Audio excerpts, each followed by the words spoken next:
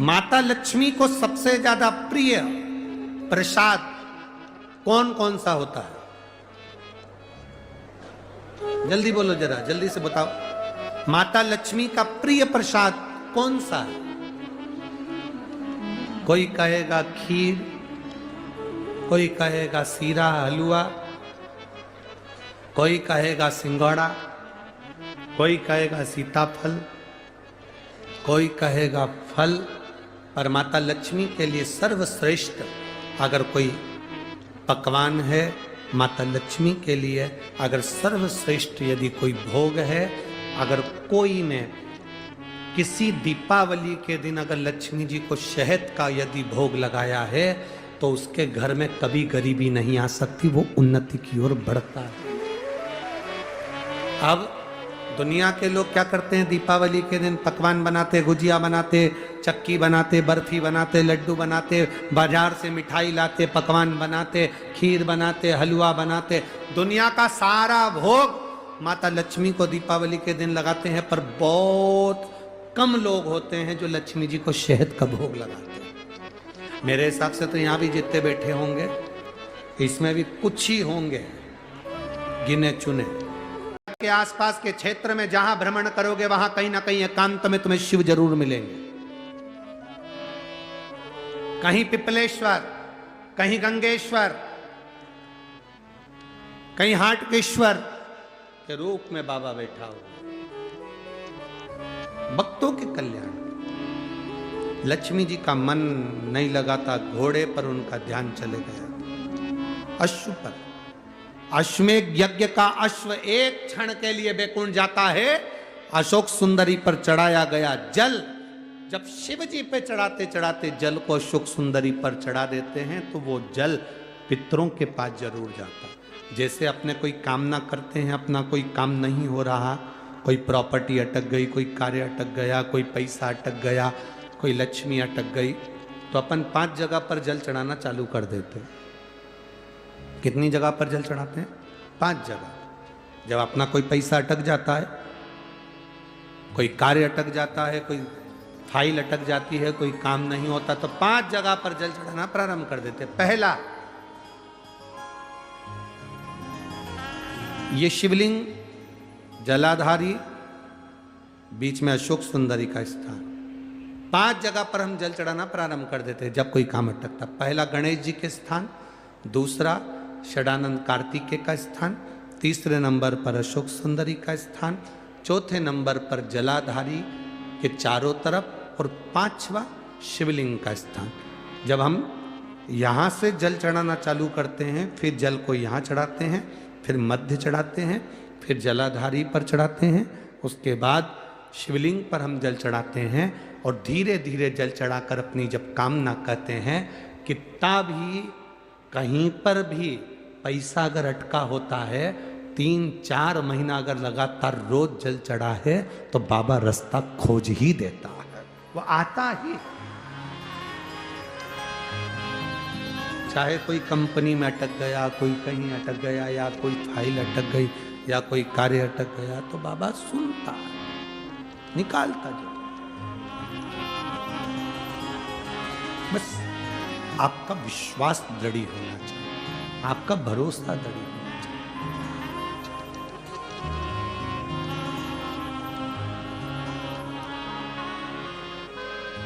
शास्त्र कह रहा, शिव कथा का,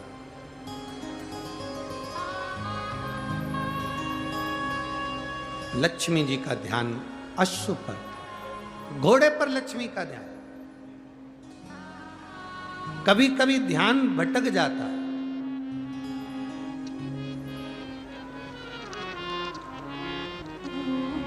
कभी कभी ध्यान भटक जाता है। देवराज नाम का ब्राह्मण चोरी का धन लेकर गया था, शंकर जी के मंदिर में पहुंच गया था। शंकर जी के मंदिर में कथा चल रही थी, हर हर महादेव लोग कह रहे थे।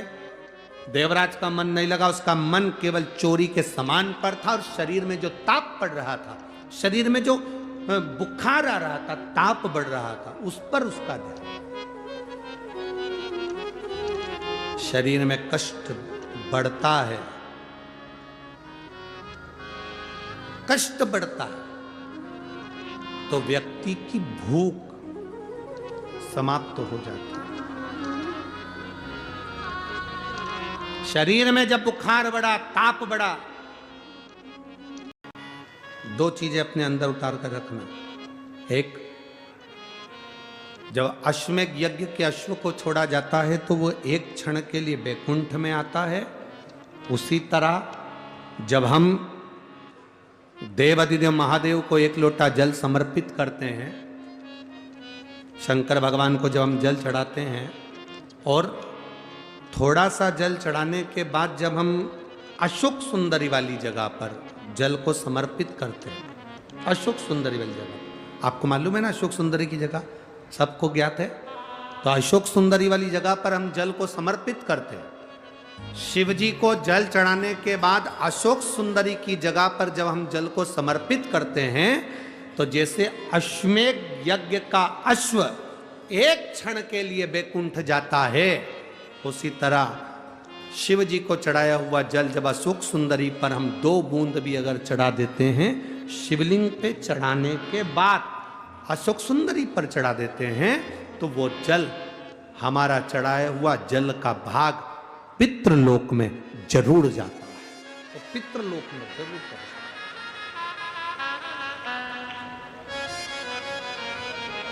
है। यह अशोक सुंदरी का जो जल है, इसका बड़ा महत्व है।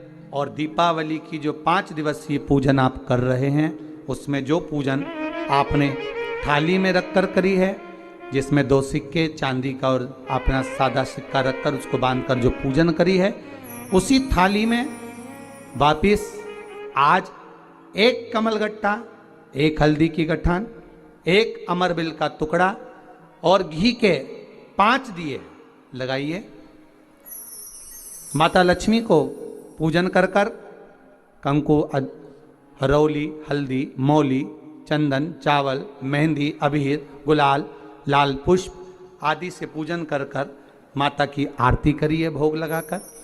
और अच्छा मुहूर्त देखकर, लाभ और शुभ घड़ी को देखकर झोली पे सार कर अपनी माता लक्ष्मी को प्रणाम कर कर माता से निवेदन करो, हे माँ, अब आप हमारे घर के अंदर, हमारे भवन में सदा विराजमान रहो।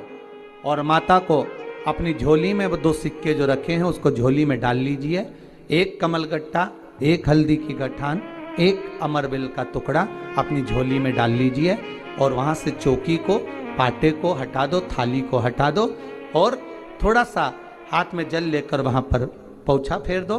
और जो झोली में आपके सिक्के रखे हैं, अमरबिल, कमलगट्टा, हल्दी की गांठ जो रखी है, उसको सिक्के के साथ एक डब्बी में या एक वस्त्र में अपनी तिजोरी, अलमारी में जो शुभ घड़ी है उसके अंतर्गत लक्ष्मी जी का नाम लेकर रख दीजिए। 5 दिए जो भगवान के सामने रखे थे, उसमें से 1 दिया जिस अलमारी में, जिस तिजोरी में तुमने लक्ष्मी रखी है, उसी अलमारी, उसी तिजोरी के ऊपर उस दिए को रख दीजिए या उसके साइड में रख दीजिए। 4 दिए में से 1 दिया मंदिर में रखिए, 1 दिया पानी के स्थान पर रखिए, 1 दिया तुलसी जी के क्यारे पर रखिए और 1 दीप घर के हॉल में रखिए। महाराज ऐसे 5 दियों का स्मरण करते हुए माता लक्ष्मी का स्मरण करिए। द्वार पर थोड़ा सा पीला चावल डालकर अंदर की ओर प्रवेश कर लीजिए। बस ये 5 दिवसीय पूजन जो आप माता लक्ष्मी की सुंदर शिव लक्ष्मी पूजन का स्मरण कर रहे थे, वो आज विराम की ओर है। आप सभी ने अपने अपने घरों में दीपमाली का दीप उत्सव मनाया है, दीपमाली का दीप उत्सव मनाया है। उसकी बहुत बहुत आप सभी को बधाई हो, बहुत बहुत साधुवादता। पूर्ण 5 दिवसीय पूजन का आनंद आप सभी ने ग्रहण किया। आप सभी को दीपोत्सव की, भैया दूज की बहुत बहुत बधाई। 7 तारीख से सुंदर 5 दिवसीय